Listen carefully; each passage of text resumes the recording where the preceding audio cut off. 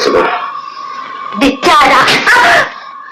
मेरी तो सिर्फ जुबान गंदी है, तुम्हारी हर चीज गंदी है। अब तो तुम्हारे दिल से भी बदबू आने लगी है। क्या कहा? सुना नहीं? नहीं सुना। सबको पता है कि राजेश खन्ना ने साल 1969 से लेकर 71 तक 15-16 हिट फिल्में दी थी, लेकिन आज के दौर की बात करें तो न तो किसी हीरो की 3 साल में 15 फिल्में रिलीज होने वाली हैं और न ये रिकॉर्ड टूटने वाला है। हाँ, आयुष्मान खुराना ने जरूर बीच में लगातार आधा दर्जन हिट फिल्में देकर उम्मीद जगाई थी, लेकिन गुलाबो सिताबो तक आते आते उनके नमक का आयोडीन भी हवा में उड़ गया। कहते हैं कि राजेश खन्ना और आयुष्मान खुराना दोनों एक ही इलाके के हीरो हैं। दोनों ने लगभग सेम प्लॉट पर आधारित फिल्में करने का सबक अपनी फ्लॉप फिल्मों से ही सीखा है। और एक जमाने में राजेश खन्ना की गाड़ी जब सरपट दौड़ रही थी तो रूपेश जैसे हीरो ऊपर आका नीचे काका बोलकर उन्हें चने के पेड़ पर चढ़ा ही रहे थे कि अमिताभ बच्चन की साल 1973 में आई फिल्म जंजीर ने हिंदी सिनेमा के रोमांस के तंबू को समेट दिया। ऐसे में फिर राजेश खन्ना के पास उन्हीं दिनों पहुंचे थे डायरेक्टर बासु भट्टाचार्य, जिनके पास कहानी तो लाजवाब थी पर पैसे नहीं थे। वहीं राजेश खन्ना के पास पैसा तो बेहिसाब था पर खुद को साबित करने वाली फिल्म नहीं थी। बस फिर यहीं से नींव पड़ी थी ड्रामा रोमांस से भरी आविष्कार फिल्म की, जो 26 सितंबर 1974 को रिलीज हुई थी। अब बड़ा स्टार बनने के बाद हर एक्टर के लिए बढ़िया कहानी व चैलेंजिंग रोल सेलेक्ट करना काफी मुश्किल हो जाता है। वैसे किसी की ये इच्छा पूरी भी हो जाए तो फिर उसे थोड़ा कॉम्प्रोमाइज भी करना पड़ता है, और ऐसा ही कुछ कॉम्प्रोमाइज किया था काका राजेश खन्ना ने भी। कहते हैं कि डायरेक्टर बासु के पास इतना बजट नहीं था कि वे फिल्म बनाने के साथ साथ राजेश खन्ना और बाकी कलाकारों की पूरी फीस दे सके। इसलिए राजेश खन्ना को जब ये पता चला तो उन्होंने अपनी 70% फीस छोड़ दी थी।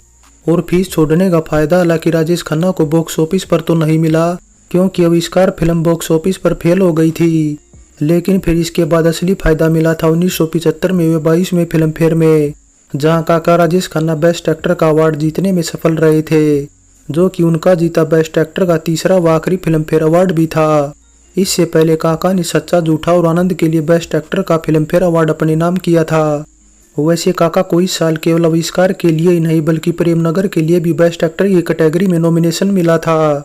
इसके अलावा राजेश खन्ना ने ये अवार्ड धर्मेंद्र, दिलीप कुमार और मनोज कुमार को हरा कर जीता था। धर्मेंद्र जहां रेशम की डोरी फिल्म के लिए बेस्ट एक्टर की कैटेगरी में नॉमिनेट हुए थे, वहीं दिलीप कुमार सगीना और मनोज कुमार रोटी कपड़ा और मकान के लिए नॉमिनेट हुए थे।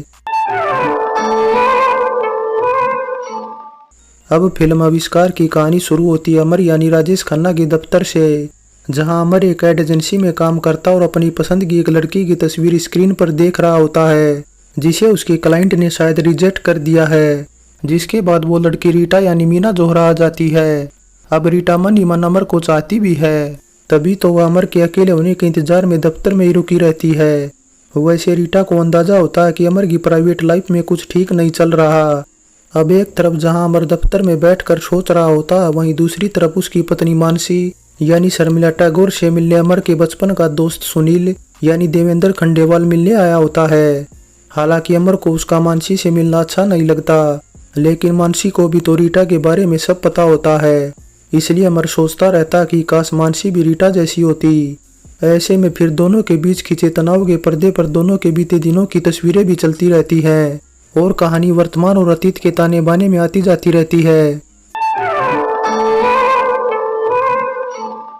अब आविष्कार फिल्म ऐसे कपल को जरूर देखनी चाहिए जिनके जीवन के नमक से आयोडीन उड़ चुका है, मतलब जिनके जीवन में रस नहीं बचा है, क्योंकि आज के दौर में सिनेमा और सिनेमा वालों को कोसने वालों का फैशन सा है, लेकिन वो सिनेमा ही है जो कई बार दर्शकों को जीने की नई राह सिखा जाता है। अब मिथुन चक्रवर्ती व पद्मिनी कोल्हापुरी की साल 1985 में आई फिल्म प्यार जुगता नहीं कोई ले लीजिए। इस फिल्म ने शादीशुदा जोड़ों पर गहरा असर डाला था कि कैसे छोटी छोटी गलतफहमियों से परिवार बिखर जाता है। अब मीडिया रिपोर्ट्स की माने तो प्यार जुगता नहीं फिल्म का असर ऐसा था कि फैमिली कोर्ट के एक मजिस्ट्रेट ने तलाक के लिए एक जोड़े को पहले ये फिल्म देखने को कहा था और साथ ही कहा था कि अगर उसके बाद भी तलाक चाहिए तो तुरंत दे दिया जाएगा, क्योंकि देश की सभी अदालतों में पहले यही कोशिश की जाती है कि रिश्ता बना रहे।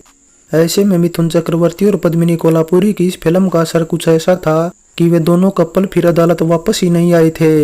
वैसे प्यार जुगता नहीं फिल्म के कपल की दिक्कतों का कारण बाहरी और फिजिकली ज्यादा थे, और जबकि वहीं आविष्कार के कारण मानसिक थे, क्योंकि आविष्कार फिल्म में राजेश खन्ना और शर्मिला टैगोर में आपसी विश्वास की कमी थी, दोनों एक दूसरे पर शक करते रहते थे और ये कहावत बड़ी पुरानी है कि रिश्तों की डोर नाजुक होती है। कोई भी रिश्ता एक दूसरे पर भरोसे से ही चलता, बगैर भरोसे के नहीं, वरना अक्सर ही रिश्तों की डोर टूट जाया करती है और परिवार बिखर जाता है। कहते हैं कि डायरेक्टर बासु भट्टाचार्य ने बिमल राय की शागिर्दी में सिनेमा सीखा था और सीखते समय वे अपने गुरु की बेटी से दिल लगा बैठे थे। हालांकि बासु और रिंकी ने उनकी मर्जी के खिलाफ जाकर शादी तो कर ली, लेकिन कुछ टाइम बाद ही दोनों ने एक दूसरे पर विश्वास करना खो दिया। दोनों दिन रात झगड़ते रहते थे, वह एक दूसरे पर ताने मारते रहते थे और फिर उनके रिश्तों का उसके बाद वही हुआ जो सारी दुनिया जानती है। वैसे आविष्कार फिल्म का प्रस्ताव लेकर जब बासु उस समय के ढलते सितारे राजेश खन्ना के पास पहुंचे तो राजेश खन्ना वैसी सिचुएशन से तो नहीं गुजर रहे थे, लेकिन उनको शादी से पहले और शादी के बाद के एहसासों का फर्क समझ में आने लगा था। बासु ने जो आविष्कार की कहानी लिखी थी उसमें बहुत सारा कुछ ऐसा था जो उन्होंने अपनी ही शादीशुदा जिंदगी से लिया था, जिसका जिक्र बासु की पत्नी रिंकी ने फिर अपने एक इंटरव्यू में भी किया था और बताया था कि इस फिल्म की शूटिंग उनके घर में ही हुई थी और उनकी ये आपसी कहानी अक्सर फिल्म के सीन बन जाया करती थी। कई बार तो ऐसा लगता था मानो कैमरा चलने के बाद जो कुछ राजेश खन्ना और शर्मिला टैगोर के बीच हो रहा है उसे तो वे खुद जी चुकी हैं। वैसे एक बात ये भी बताते चले कि रिंकी बाद में बासु भट्टाचार्य को छोड़कर चली गई थी, जिसके बाद उन्होंने फिर घरेलू हिंसा पर कई किताबें भी लिखी थी, जिनमें कई तो काफी पॉपुलर भी हुई थी। फिल्म आविष्कार कहने को भले ही सिर्फ और सिर्फ राजेश खन्ना की फिल्म कही जाएगी, लेकिन ये बात राजेश खन्ना भी जानते थे और हम सब भी जानते हैं कि फिल्म की कामयाबी हमेशा सामूहिक होती है। कोई अकेला शख्स किसी फिल्म को कामयाबी नहीं दिला सकता। बासु भट्टाचार्य ने फिल्म आविष्कार में ज्ञानदेव अग्निहोत्री की कलम पर भरोसा जताया था और डायलॉग लिखवाए थे। इसके अलावा बासु की पत्नी रिंकी का सेट डेकोरेशन का काम भी काबिले तारीफ था और कैमरे का जैसा कमाल कैमरामैन नंदू भट्टाचार्य ने फिल्म के सीन में किया, वैसी कलात्मकता उन्होंने आखिरी सीन में भी दिखाई थी। इसके अलावा अभिनेता देवेंद्र खंडेलवाल और खूबसूरत मीना जौहर की ये डेब्यू फिल्म भी थी। वैसे मीना जौहर इससे पहले फिल्मों में ड्रेस डिजाइनिंग का काम करती थी। 1967 में I an evening in Paris और 1971 में आई फिल्म हलचल की कॉस्ट्यूम उन्होंने डिजाइन की थी, लेकिन फिर इसके बाद बतौर अभिनेत्री आविष्कार उनकी इकलौती फिल्म रह गई। जबकि वहीं देवेंद्र ने इसके बाद कई फिल्मों में बतौर अभिनेता काम करने के अलावा 1971 में आई फिल्म मौत की सजा की न केवल कहानी लिखी बल्कि डायरेक्शन भी किया था। वैसे देवेंद्र व मीना के अलावा डायलॉग राइटर ज्ञानदेव अग्निहोत्री की भी डेब्यू फिल्म थी, जिन्होंने फिर अगले ही साल पाला बदलकर अमिताभ बच्चन की मिस्टर नटवरलाल लिखी थी और फिर इसके बाद याराना की कहानी भी उन्होंने ही लिखी थी। वैसे जानकारी के लिए बता दें कि मीना जौहर को भी फिल्म में इसी वजह से लिया गया था क्योंकि उनकी शादी पहले अभिनेता आई.एस. जौहर से हुई थी और तभी उन्होंने अपना सरनेम संधू से बदलकर जौहर किया था, लेकिन फिर शादी ज्यादा लंबी नहीं चल पाई और आई.एस. जौहर से उनका तलाक हो गया। फिल्म आविष्कार में संगीत दिया था कानू रॉय ने और गीत लिखे थे ज्ञानदेव अग्निहोत्री और कपिल कुमार ने, जिनके लिखे 5 गीत रखे गए थे ऑडियो एल्बम में।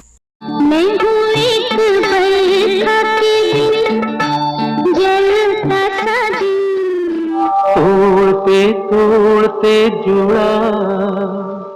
अब आविष्कार फिल्म का गीत संगीत कुछ खास कमाल तो नहीं दिखा पाया था, लेकिन इतना जरूर है कि सैड और गजल सुनने वालों को ये पसंद आए थे।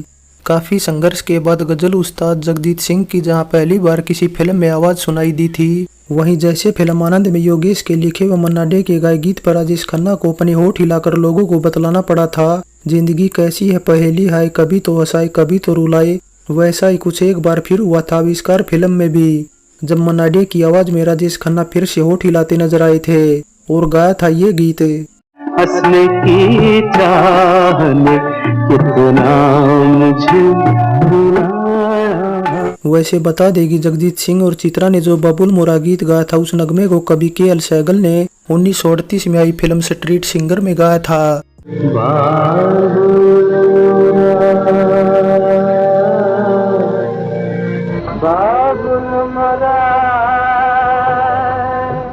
फाइनली आविष्कार फिल्म सभी के लिए न होकर एक खास दर्शक वर्ग के लिए है और ऐसा ही कुछ इसका गीत संगीत भी है। और फिर इसी वजह से फिल्म को अभिजीत घोष की एक book 40 retakes Bollywood classics you में हैव मिस्ड में भी जगह मिली थी। वैसे बॉक्स ऑफिस पर आविष्कार फिल्म बेशक खास कमाल नहीं कर पाई, लेकिन राजेश खन्ना को जो संजीवनी बूटी सुंघाई गई उसने तुरंत असर किया और इस फिल्म के अगले महीने रिलीज हुई रोटी फिल्म काफ़ी ज़्यादा सफल रही। सो ओल्ड इज गोल्ड में आविष्कार फिल्म पर हमारी ये पेशकश कैसी लगी नीचे कमेंट कर बताएं। अच्छी लगी है तो लाइक शेयर और कमेंट करने के साथ चैनल सब्सक्राइब करें। सो चलते हैं, फिर मिलेंगे एक और नई वीडियो के साथ।